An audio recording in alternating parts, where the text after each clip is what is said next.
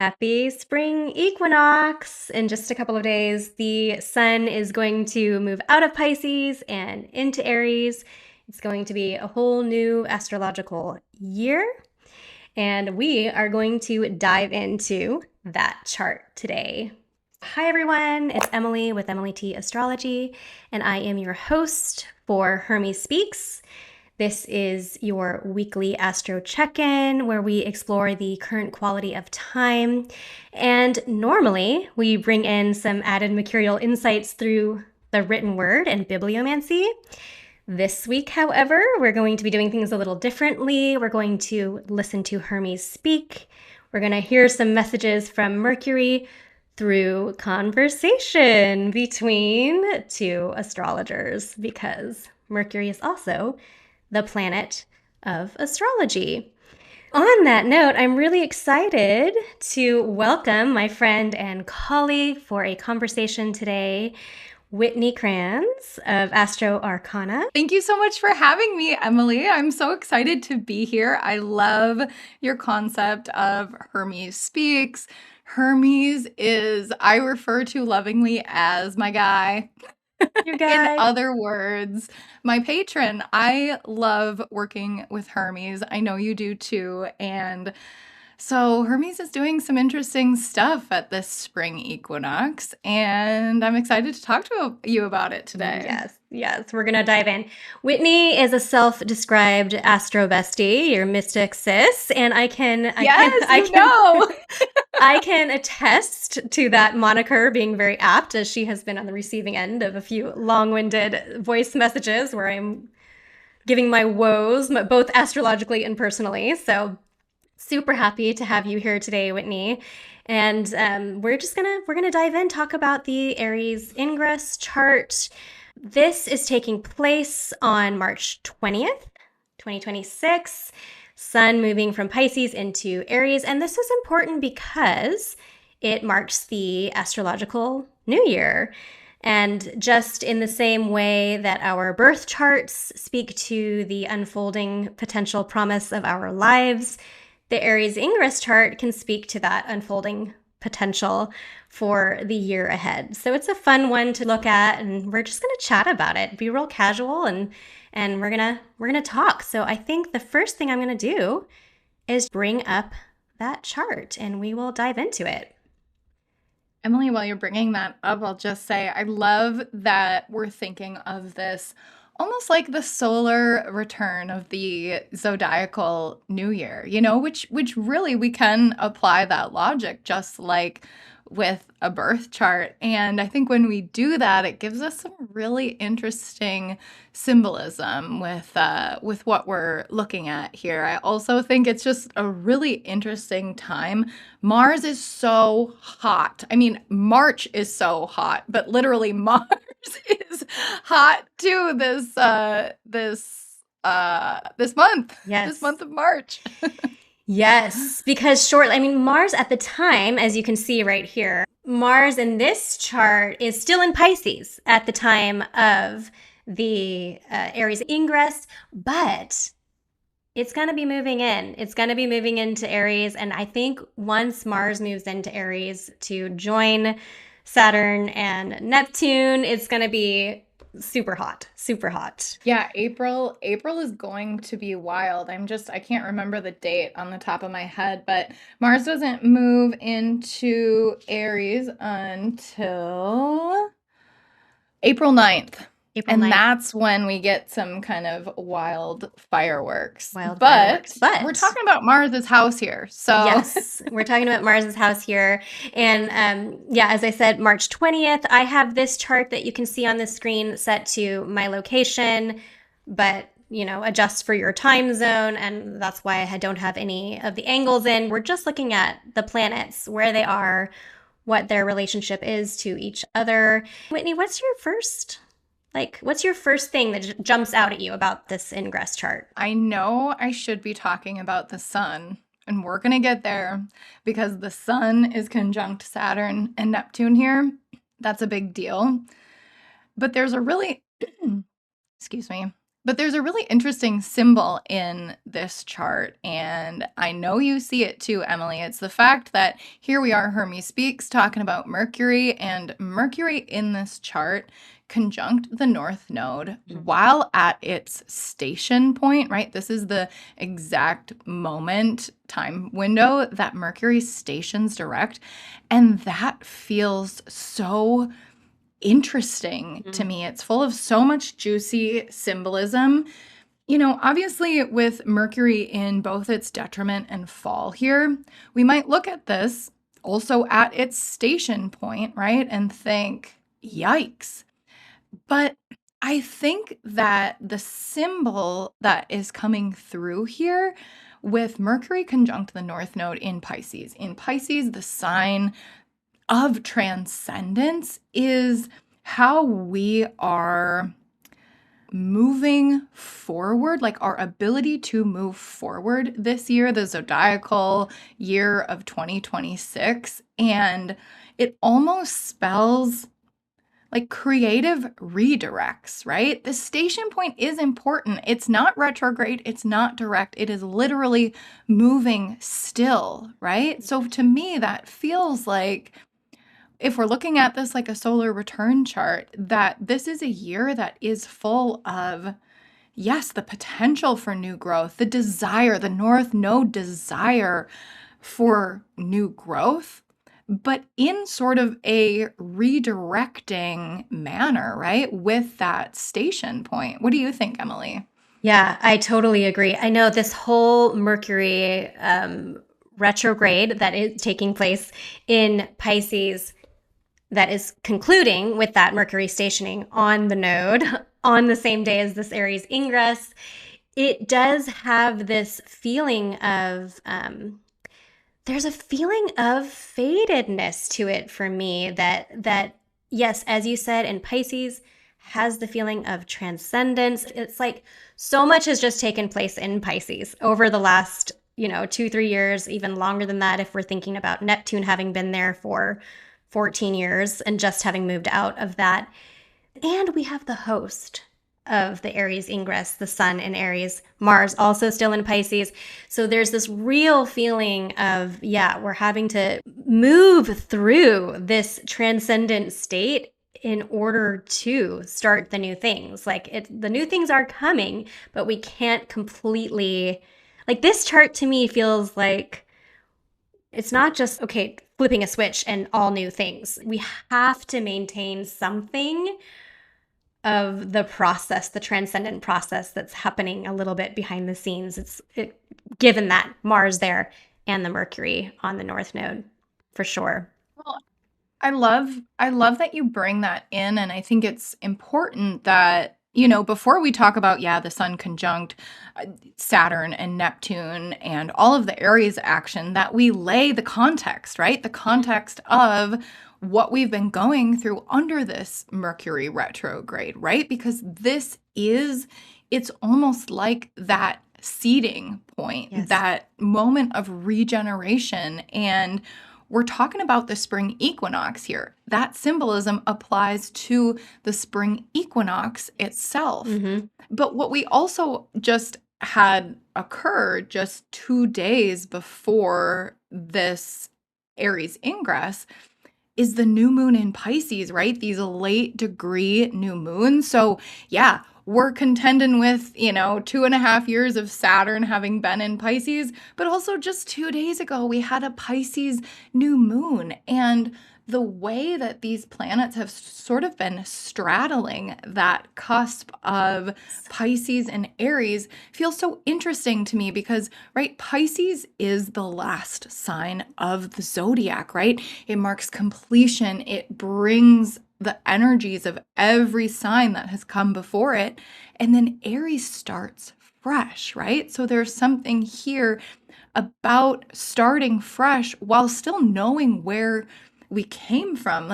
What comes to mind, and a word I've been using a lot with this Mercury retrograde period, is reconciliation. And it feels like reconciling the old road or the old world with the new road and the new world, the new journey that we're on. This feels also like, even though Mercury is stationing, that where we were not able to gain momentum, which can be frustrating for Saturn, Neptune, and Aries, right? Because Saturn, Neptune, and Aries kind of wants to just go, Yeah. right? Pull off the band-aid, hit the open road. But Take we've off been the in a Mercury blindfold. retrograde. Yeah. Yes, exactly. But we've been in a Mercury retrograde, and that's been, slowing us down for a purpose. But now it's like how do we work with that momentum moving forward? Yeah.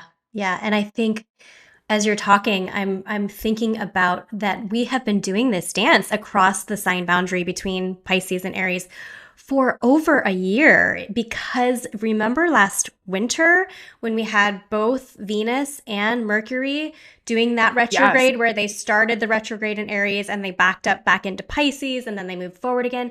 We had both Saturn and Neptune do that same thing, where in the last spring and summer they moved into Aries and then backed up and came back into Pisces for their last little stint. And then we just had that new moon, as you said. And if we look at this chart here, we are still very much in the new moon phase. If we're using the calculation of the moon needs to be 45 degrees away from the sun in order to be into that waxing crescent phase, well, it's not 45 degrees away here. They're both still in the sign of Aries at the time of this ingress chart. So that it's still very much a new moon, but that new moon was started in Pisces. It was initiated in Pisces in just the same way as this dance across these two signs, the boundary between these two signs, has been playing out over the last, more than a year. This kind of feels like the last time, though, doesn't it? This new moon starting and then into the Aries equinox, because then this dance between Pisces and Aries is kind of concluded, don't you think? Yes, I totally agree. There's an air of finality to Mm-hmm. me here. That's where I think maybe that reconciliation comes in. And it's interesting because I don't think this is like what we're moving into is not going to be easy. This isn't an easy chart, but it is a chart that has purpose, that has meaning. Like you said, it has this sort of faded quality. And, I think you bring up an interesting point, right? With this, we're looking at a new moon. Both the luminaries are in Aries, but this is a Pisces new moon phase. And that's the nature of what we've been working with since basically September 2025 with these late degree new moons, is there is kind of that little bit of crunchiness in the new things that we are trying to bring about, right? Just with the symbolism of a new moon being new beginnings, our new beginnings have not been coming quite as easily as we might hope they would. But I feel like what's happening here is an important turning point because of, yes, you're looking at that. I love that multi-year context that we're working with, because it feels like absolutely this has been building. Even the fact that we went from all of that energy moving across Pisces and Aries through 2024 and 2025, right? When we had Aries Libra eclipses. Well, now we are in the middle of a Virgo Pisces eclipse period and just starting an Aquarius Leo eclipse period. It feels like, you know what it feels like? It feels like the wheel. It feels like Mm. the wheel in tarot. The wheel is turning. And isn't that interesting? Because that is, if I'm not mistaken, you guys, astrology is my first modality, tarot being the secondary. But that's the card of Saturn, isn't it? And here we have Saturn conjunct Neptune and the sun at this important moment, that it carries some weight with it. No, we have that trine between Mars, the ruler of this chart in Pisces, and Jupiter in Cancer, the trine and water signs. And Jupiter has just stationed to go direct, I think, up on March 10th is when Jupiter will have just stationed. So just, a week and a half prior to this ingress. And I feel like there's something there that's like this quiet support also, that even though we've been having our new beginnings, I love that you bring in that it's been, I don't know, do you know when the next new moon that actually is the early degrees of a sign is coming in? I know Whitney does excellent coverage on her channel over at Astro Arcana of all of the lunations. So all the new moons and full moons, highly recommend going over there and watching those. And so she's really top. She's got the lunations top of mind. Do you know when the next one is that comes That's so in? funny. You know I'm the lunation queen. Yeah. So basically, we're going to have a couple more sort of late sign new moons through, I would say, June. On June 14th, we have Okay. a 24-degree new moon in Gemini. And it's from there that we work backwards in the degrees of the new moons each Okay. month. So that feels like a good threshold for me because the Taurus new moon, I mean, it's still going to be 25 degrees. Gemini will be 24 degrees. What this feels like, though, is like it is getting like it is getting easier Yeah. to implement with the changes taking place. I love that you point out Mars, the ruler of this ingress, in the trine to Jupiter at its exaltation. That is no small thing here. And right, that trine perfects the day after this, on the 21st. And, you know, throughout Pisces season, I've been referring to this watery support from Jupiter as our life raft, our lifeboat moment, right? It is the universal support that we have. It is the safety net that we have built in. And yes, there's that support here, but with Mars involved, this actually feels like velocity to me. This feels like momentum to me. You know what I mean? And there's something about, right, because this trine is happening in a water sign, and Mars, which is action oriented. One of the concepts that came up, and I researched through our grand water trines that were back in October into December, was the concept of hydraulics. Like literally the term just popped in my head as I was sort of thinking about one of my regular old Astro of the Week posts on Instagram, right? And I was like, what do hydraulics even mean? I know it's like the movement of water, but hydraulics is power driven by the movement of water. And hydraulic force is stronger than any other force. I'm not an engineer, so y'all can't quote me on this, okay? But that's basically the gist, right? So that's where I'm getting that sort of momentum feeling, that there is some power that we're putting forth in 2026, and it starts here. This is the moment. Oh my gosh, I love that so much. I love that. My son, who is I think very engineering minded, has talked about water power before, and we've looked at old books on how you Ooh, make things, and they used to use like water mills to grind, grindstones to grind wheat up. It was all water powered. It's so fascinating. exactly. I think too, there's something about, just listening to you talk about water and Mars being active and that momentum there. The bulk of this chart, right? We have water and we have fire because of all of those planets that are in Aries, and fire is all about heat. And so there's something that's coming to mind of like, yes, there's potential with this chart for the warming, the heating of water, and something feels like it's going to boil. And that can sound a little like, oh, something's going to boil over or explode. I don't mean it in that way, but there is something that feels quite, momentous or enlivening around the warming up of water and the power that can come from that. That's so cool because I didn't know I was muted, but it's Oh, probably good I was muted because I absolutely interjected. I was like, yeah, boiling water like a cauldron. This yes. is like when we're cooking up the recipe, Yeah. right? The recipe for new growth, right? I'm thinking of that North Node symbolism Mm-hmm. that we're talking about as well. And gosh, it feels like destiny is pointing us toward that, yeah, we could say boiling point, but also that's the conditions that a lot of like plants need to grow, right? It's interesting because when I was initially sort of just like meditating over this chart with the Saturn Neptune, this with the sun specifically conjoining Saturn and Neptune, which happens just, it's like the 22nd to the 25th. Right. And so, yes, it's basically conjunct here, but it will grow in conjunction.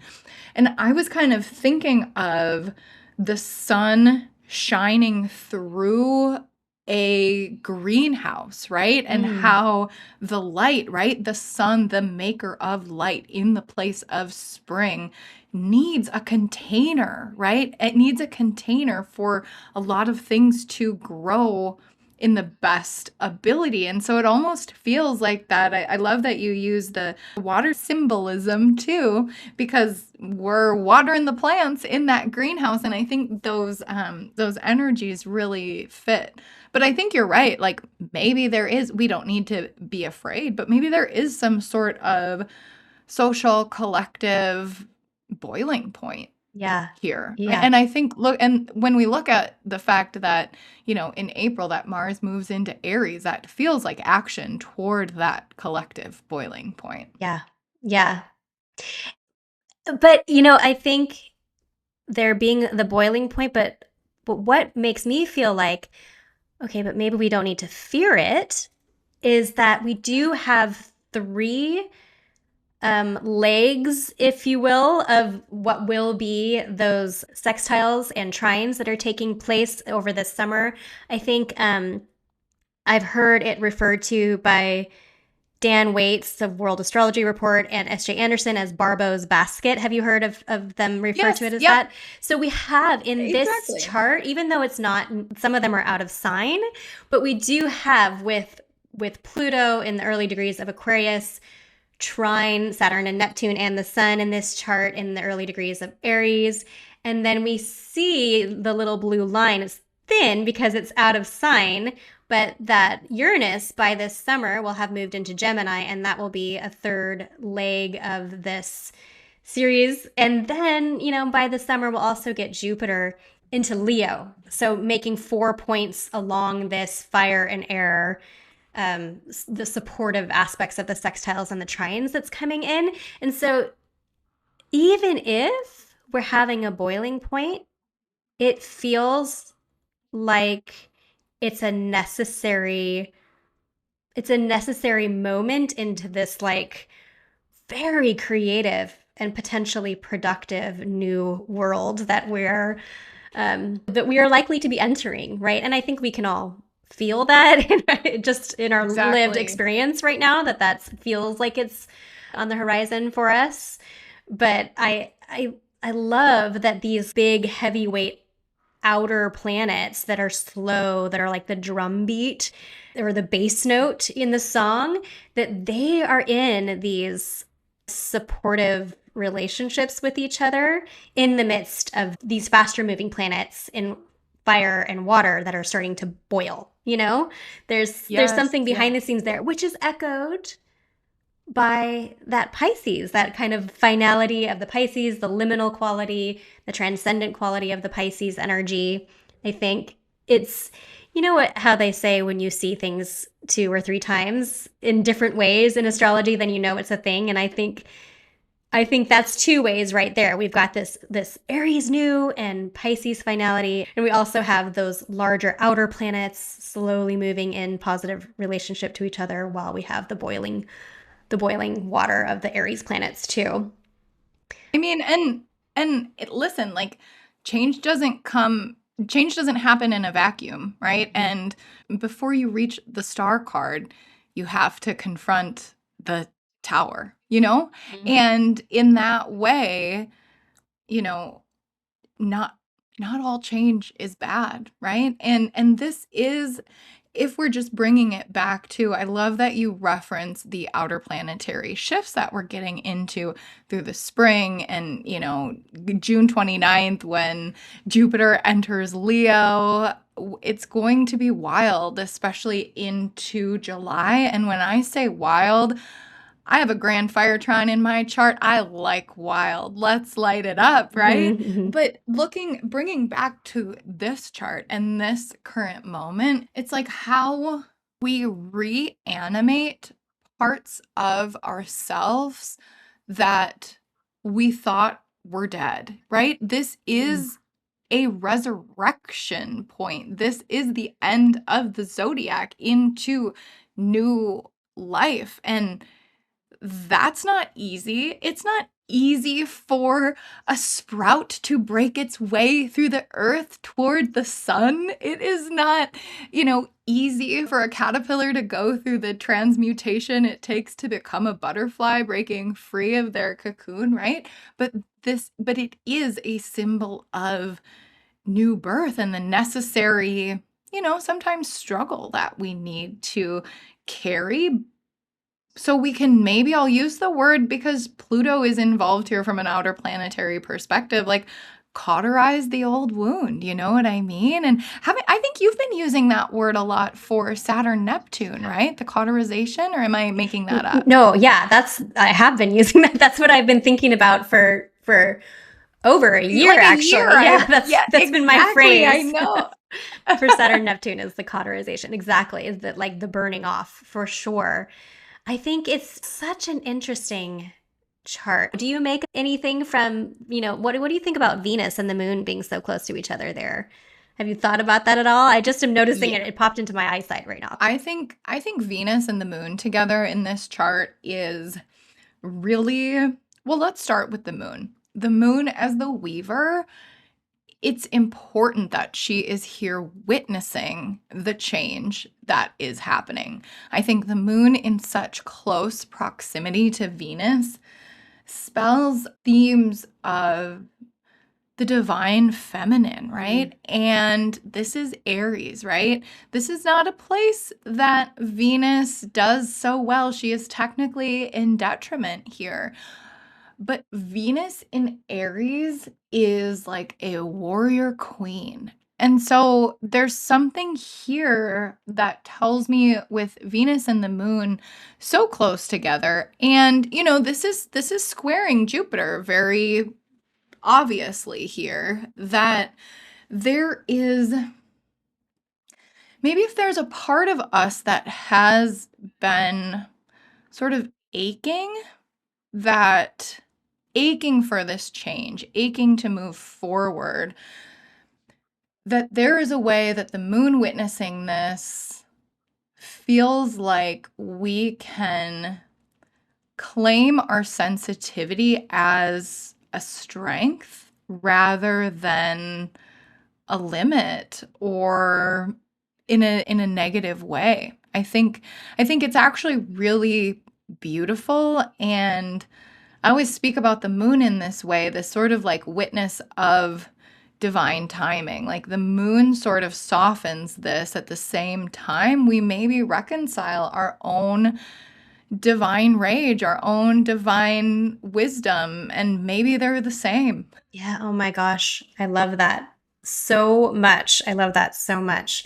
I think, yes, even though Venus does not normally like to be in Aries so much, she is in her evening star position, and that's a preferred place where she can kind of just, oh gosh, do you ever get out and see Venus when it's an evening star? It's like so brilliant in the western horizon, right after the sun goes down. It's so brilliant. And I feel like evening star Venus in Aries with the moon there, it's this beautiful warrior goddess expression that I just love. And I love that you brought in the divine feminine, and that phrase I think you said was, our sensitivity is not a weakness, it's a strength. I think it's a wonderful phrase for this chart. Thank you. And I think it's only proven to, when we look at the chart for the next several months, right, talking about that basket forming in the sky,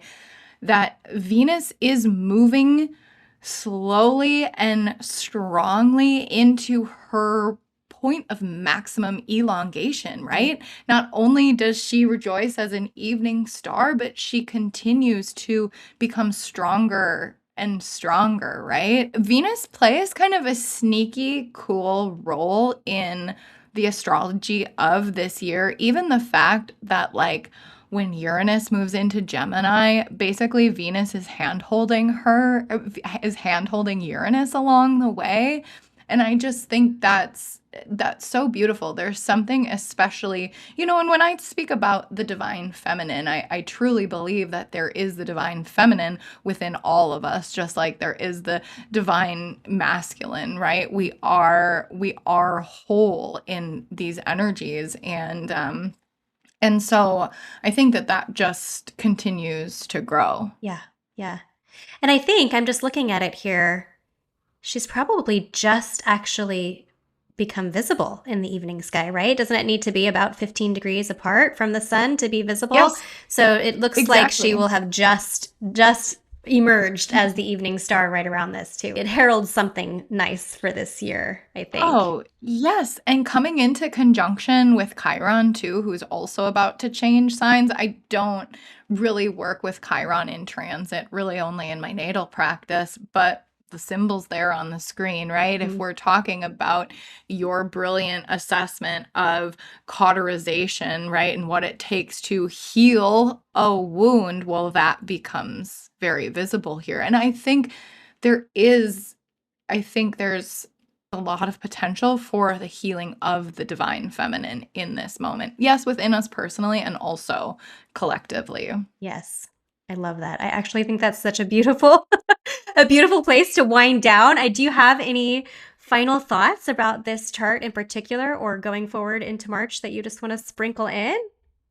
Gosh, we got in 30 minutes? We got so deep, Emily. Of course we did, because it's under the name of Hermes. Yes. And I really felt him tickling our interpretations today. And it gives me a beautiful sense of hope when we look at a chart like this and can see that sort of hermetic alchemical transmutation of not only emotion, right, but actual the new worlds, the new roads, right? So while there may be sort of this, a little bit of a creative test, right? While we straddle the old world and the new, all signs point to go and toward growth as we enter the spring season. Yeah. It's just beautiful. I love it. Actually, I feel like we used a lot of alchemy terminology, like boiling water and cauterization. Yes. And I feel like there was one other that I can't think of right now, but a lot of that, the transformation of the actual substance into something else. I think that feels right on par with this chart. This was so fun. Hermes Speaks. Yeah, I love it. I really appreciated having you on here. And tell people, where can they find you if they want to book a reading? Definitely, I recommend going to your YouTube channel, watch her stuff. But yeah, where can people find you? You are so sweet. Thank you. This was such a fun conversation to be part of. You can find me over at astroarcana.com to book a reading. You can also find me here on YouTube and on Instagram under astro.arcana.astrology. And I'd love to connect. Yes, yes. And if you want to have a reading with me, you can go to emilytatomer.com.